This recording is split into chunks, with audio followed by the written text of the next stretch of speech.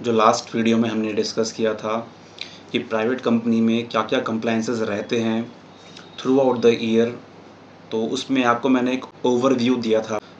उसी में से एक आरओसी कंप्लाइंस वाला जो पार्ट था उसको हम थोड़ा सा आज एग्जॉस्टिव वे में समझेंगे कि क्या क्या कंप्लाइंसेस रहते हैं और किस किस टाइम पे क्या क्या डेडलाइन रहती है उसकी, उसको आज हम डिस्कस करने वाले हैं। फर्स्ट ऑफ ऑल जो कंप्लायंस रहता है वो होता है आपका DIR3 KYC। जितनी भी डायरेक्टर हैं उनके पास DIN होता है, that is director identification number होता है, और उस DIN को हर साल उन डायरेक्टर को वेरीफाई करना होता है through a form that is DIR3 KYC। तो किसी किसी डायरेक्टर वाले केस में क्या होता है कि DIR3 फॉर्म जाता है और किसी किसी डायरेक्टर वाले केस में DIR3 वेब KYC जाता है। इसकी एक डिटेल्ड वीडियो मैंने ऑलरेडी बनाई हुई है, मेरे चैनल में जाके आप देख सकते हैं। ऊपर एक आई बटन आ रहा होगा, उस पर क्लिक करके आप वो वीडियो देख सकते हैं। इसे करने की डेडलाइन होती है आपकी 30 सितंबर 2025। इस साल के लिए रहेगी ये डेडलाइन, तो इससे पहले पहले आपको ये कंप्लायंस करना पड़ेगा। अगर आपने इस डेडलाइन तक ये काम नहीं किया तो आपको 5000 की पेनल्टी लगेगी। इस कंप्लायंस को करने की कोई भी गवर्नमेंट फीस नहीं होती है। सेकंड कंप्लायंस है अपॉइंटमेंट ऑफ ऑडिटर। अगर आपकी कंपनी में कोई भी ऑडिटर अभी तक अपॉइंट नहीं हुआ है तो आपको ऑडिटर अपॉइंट करना पड़ेगा। अपॉइंटमेंट करने के लिए आपको ADT1 नाम से एक फॉर्म है, उसको फाइल करना पड़ेगा। जिस भी दिन आप ऑडिटर अपॉइंट करेंगे उसके 15 दिन के अंदर आपको ऑडिटर अपॉइंटमेंट के लिए एक फॉर्म जाता है ADT1, वो फाइल करना पड़ेगा। अगर आप न्यूली फॉर्म्ड कंपनी है तो आपको फर्स्ट ऑडिटर के लिए ADT1 फाइल करने की नीड नहीं है। आप कर भी सकते हैं, लेकिन आपको मैंडेटरीली लॉ आपको नहीं बोलता कि आपको फाइल करना है, लेकिन अगर आप करना चाहें तो वो आप कर सकते हैं। बट सब्सिक्वेंट ऑडिटर जब आप सेकेंड टाइम उसको अपॉइंट करेंगे तो वो करना आपको, रीअपॉइंटमेंट के लिए आपको ADT1 फाइल करना मैंडेटरी है। आगे बढ़ते हैं एनुअल फाइलिंग के फॉर्म्स, जो कि है आपका AOC4 और MGT7। ये आपने सुना ही होगा, बहुत ही कॉमन फॉर्म्स हैं, तो ये हर एक कंपनी को करने ही पड़ते हैं। AOC4 के अंदर आपका जाता है फाइनेंशियल स्टेटमेंट, कंपनी की जितनी भी फाइनेंशियल डेटा है कंपनी का, उसके एसेट्स, उसकी लाइबिलिटीज़, उसके क्रेडिटर्स, सारी बैलेंस शीट जो होती है, डायरेक्टर रिपोर्ट होती है, वो सारी की सारी इस फॉर्म के अंदर जाती है। इसको फाइल करने की लास्ट डेट होती है 29 अक्टूबर। उसके अलावा एनुअल रिटर्न फाइल होती है MGT7 में।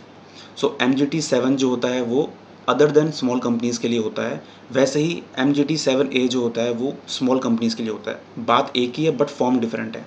इसकी जो डेडलाइन है फाइल करने की वो रहती है आपकी 29 नवंबर। ये दोनों फॉर्म्स जो हैं, अगर आप इस टाइम पीरियड के अंदर, जो कि प्रेस्क्राइब्ड है लॉ में, 29 अक्टूबर एंड 29 नवंबर रिस्पेक्टिवली, अगर आप नहीं करते हैं इस डेडलाइन के अंदर, तो इसके बाद हर दिन का आपको 100 रुपये पे करना पड़ेगा। फॉर एग्जांपल अगर आपने 1 महीना लेट कर दिया तो 100 रुपये into 30 days that is 3000 rupees आपको लग गया है पेनल्टी। अगर आपने जितना भी दिन आप डिले करोगे उतने का पर डे के हिसाब से 100 रुपीज़ आपको पेनल्टी पड़ेगा इन दोनों फॉर्म्स का, 100 रुपये AOC4 का और 100 रुपये MGT7 का।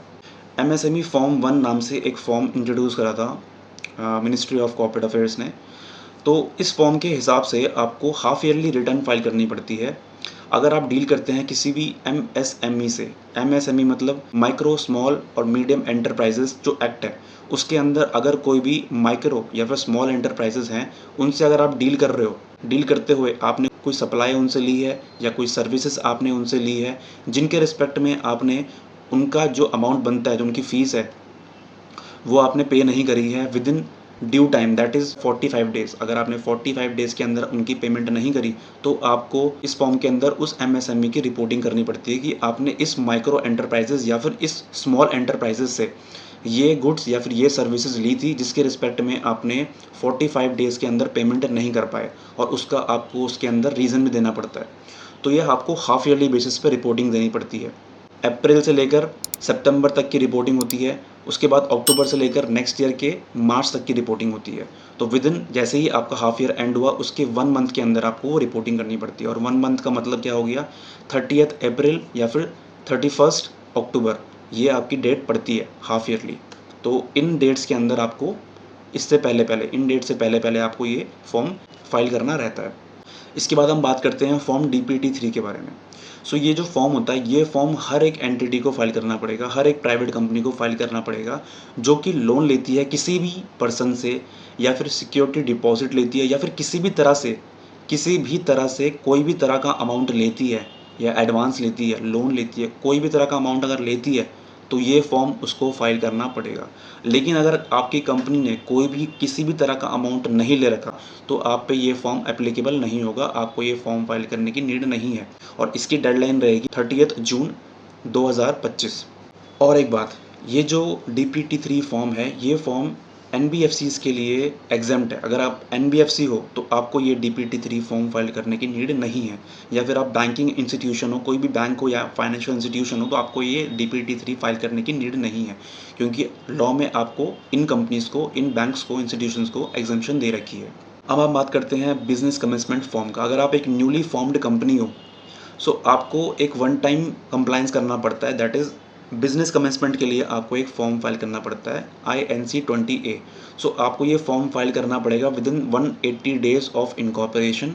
अगर आपने ये फॉर्म फाइल नहीं करा, तो आपकी कंपनी को नोटिस भी आ सकता है ROC से रिगार्डिंग स्ट्राइक ऑफ। तो नोटिस अगर आ गया आपको, तो आपकी कंपनी स्ट्राइक ऑफ भी हो सकती है। तो ये फॉर्म बहुत ही इंपॉर्टेंट बन जाता है जैसे ही आप इनकॉर्पोरेट होते हो। जैसे ही आप कोई कंपनी इनकॉर्पोरेट करते हो, आपको विद इन 180 डेज़ ये फॉर्म फाइल करना पड़ेगा और करना चाहिए। इसके बाद हम बात करते हैं, कोई भी आप जनरल मीटिंग करते हो, या कोई भी आप बोर्ड मीटिंग करते हो, तो आपको उसकी मिनट्स प्रिपेयर करनी होती है। जो मिनट्स होती है, ये हर मीटिंग वाइज प्रिपेयर होती है। सो जब भी आप मीटिंग करेंगे, whether it is a board meeting, whether it is a general meeting, so आपको उसकी मिनट्स हर बार मेंटेन करनी है, हर बार रिकॉर्ड करनी है, और प्रॉपर्ली उसको साइन भी करवाना है उस मीटिंग के चेयरमैन से। सो जितने भी कंप्लायंसेस मैंने आपको भी बताए, ये सारे आपके कंप्लायंसेस रहेंगे from the point of view of ROC। तो ये कंप्लायंसेस आप करना ना भूलें, क्योंकि अगर आप ये कंप्लायंसेस नहीं करेंगे, तो आपको नोटिसेस आ सकते हैं, ROC आपको पेनल्टी और फाइन्स लगा सकता है। सो ये कंप्लायंसेस आप करना ना भूलें। So this is all for today's video. Thank you so much.